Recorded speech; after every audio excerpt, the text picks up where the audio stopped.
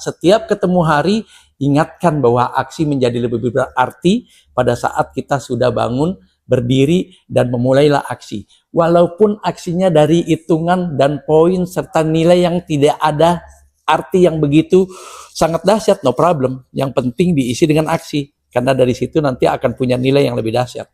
Karena kalau dibiarkan nguap, harimu hilang, momentummu hilang, eventmu hilang, kesempatanmu hilang, aksimu akan juga nguap. Akhirnya kamu bukan siapa-siapa.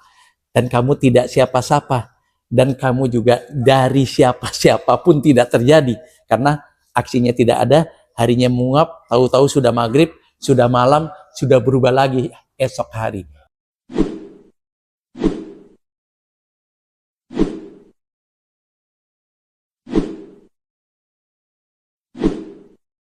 Ayo, cepat.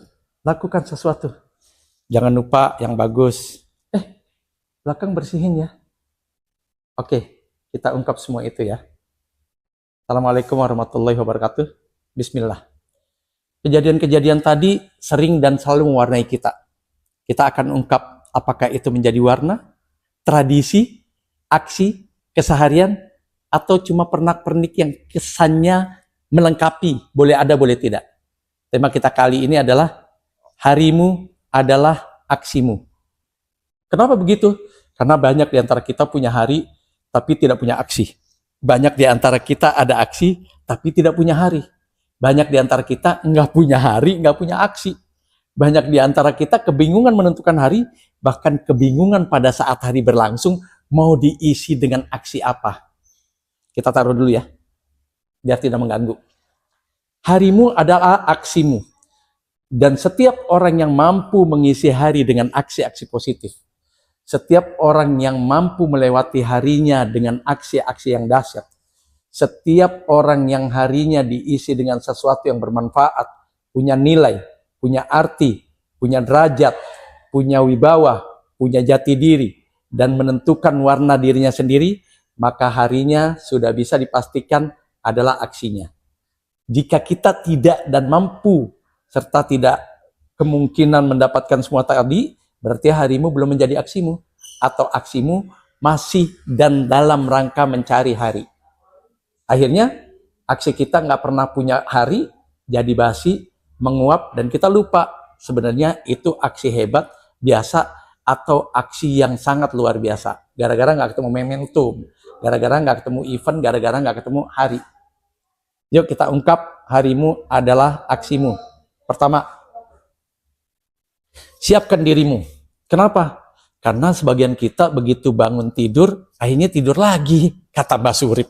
Kenapa? Karena nggak tahu habis bangun tidur ngapain. Habis ngulet, biasanya apa? Tarik bantal lagi, pules lagi. Karena apa? Nggak pernah tahu habis tidur mau ngapain. Kalaupun tahu, lebih diiringi dengan rasa malas, enggan, ragu-ragu, dan diselimuti dengan sejuknya awan serta udara pagi. Akhirnya aksi kita tertutupi dengan kondisi yang begitu sejuk sesudah subuh kita bangun.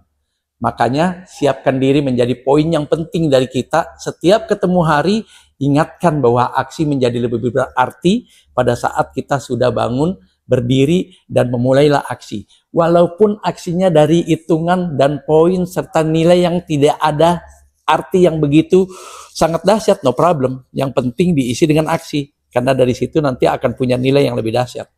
Karena kalau dibiarkan nguap, harimu hilang, momentummu hilang, eventmu hilang, kesempatanmu hilang, aksimu akan juga nguap. Akhirnya kamu bukan siapa-siapa. Dan kamu tidak siapa-siapa. Dan kamu juga dari siapa-siapa pun tidak terjadi.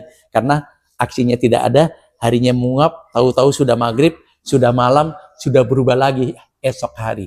2 hari sudah kita kalah 2-0 gara-gara aksinya tidak terrealisasi. Yang kedua, isi hari dengan tahapan yang berarti.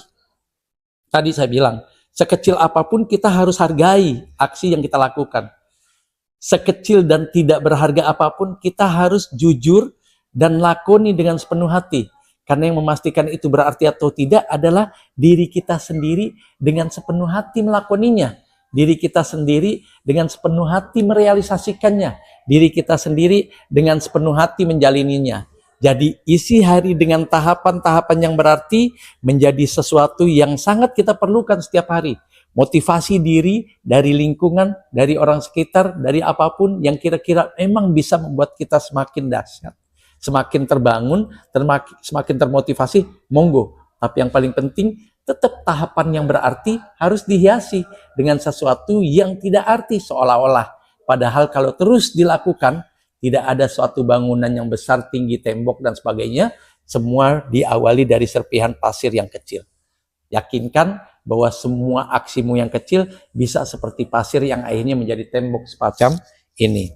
Yang ketiga, garis tebal kemungkinannya. Kenapa harus di garis tebal? Karena kita suka lupa bahwa segala sesuatu yang sedang kita jalani punya berbagai kans dan kemungkinan. Kemungkinan gagal ada gak? Ada. Kemungkinan sukses ada gak? Kemungkinan stuck ada gak? Ada. Kemungkinan kita down ada gak? Ada. Kemungkinan kita tiba-tiba enggak lagi punya mood atau bad mood ada. Kemungkinan kita tiba-tiba ragu, berbagai kemungkinan terjadi. Maka garis tebal tujuannya itu menjadi sinyalemen pengingat dan ya sesuatu yang harus kita patoki bahwa garis tebal itu adalah yang harus kita pastikan kejadiannya tidak menggelisahkan dan menyudutkan serta mengkerdilkan dan mengecilkan aksi kita. Oke? Yang keempat, carikan solusi. Kalau terjadi segala sesuatu kemungkinan itu benar terjadi dan kejadiannya benar-benar membuat kita seolah-olah down, kita ragu, galau, gusar dan sebagainya, segera carikan solusi. Kenapa? Dari solusi itu aksi akan berlanjut. Dari solusi itu kita tahu bahwa aksi ini pantas dan layak untuk diteruskan. Dari solusi ini kita yakin bahwa aksi ini akan menunjukkan prestasi.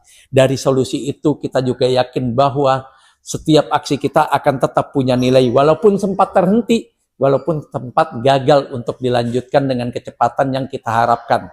Yang kelima, susun lompatan dari capaian. Kenapa harus disusun? Karena kalau tidak disusun, jangan-jangan capaian kita tidak pernah melompat dan cenderung jalan di tempat. Jangan-jangan justru mundur ke belakang atau jongkok. Ya, sia-sia dong kita usaha. Padahal target kita setiap kali melakukan transaksi, setiap kali menjalankan usaha, dagang, bisnis, dan sebagainya, kita ingin punya lompatan capaian.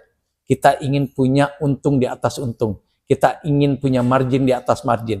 Kita ingin profit di atas profit. Kita ingin customer kita terus bertambah setiap harinya. Kita pengen setiap hari punya customer baru tanpa kehilangan customer yang lama. Kita ingin setiap harinya dapat rekanan baru tanpa menyakiti rekanan yang lama. Kita ingin tiap harinya punya vendor baru tanpa meninggalkan vendor yang lama. Dan kita ingin lainnya itu harus terjadi dalam bisnis. Karena memang ambisi bisnis harus tersusun dan harus mulai dirangkai dan dibangun dengan positivisme. Yang keenam, jujur pada diri sendiri.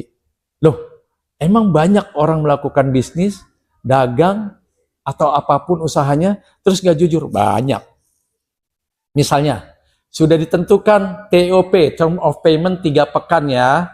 Tanggal 1 barang dikirim berarti tanggal 21 paling lambat tanggal 23 sudah bayar ya. Ditegori tidak ditegori ya. Diingatkan tidak diingatkan ya. Di WA atau tidak ya. Ditelepon atau tidak ya. Disampangi atau tidak ya. Tanggal 21 sampai tanggal 23 target bayar dan harus bayar. Kita pura-pura lupa tuh. Atau alasan, sorry mas, belum terjual. Kaitannya apa? Ini jadwal bayar bukan jadwal jual. Jadi udah waktunya jadwal bayar, bukan lagi mikirin dan kasih alasan, sorry mas, belum terjual, belum habis, nggak ada urusan. Karena sudah 3 pekan disepakati bahwa jadwal bayar jatuh tempo di tanggal 21 sampai tanggal 23. Lah kenapa bisa pas jatuh tempo untuk bayar justru belum terjual? 20 hari yang lalu ke belakang kemarin ngapain aja? Kita lupa bahwa tanggal 21 akan ditagih. Kita lupa karena 21 itu adalah jadwal bayar. Akhirnya kita tidak jujur bahwa sebenarnya kita tidak sungguh-sungguh menjual produk vendor.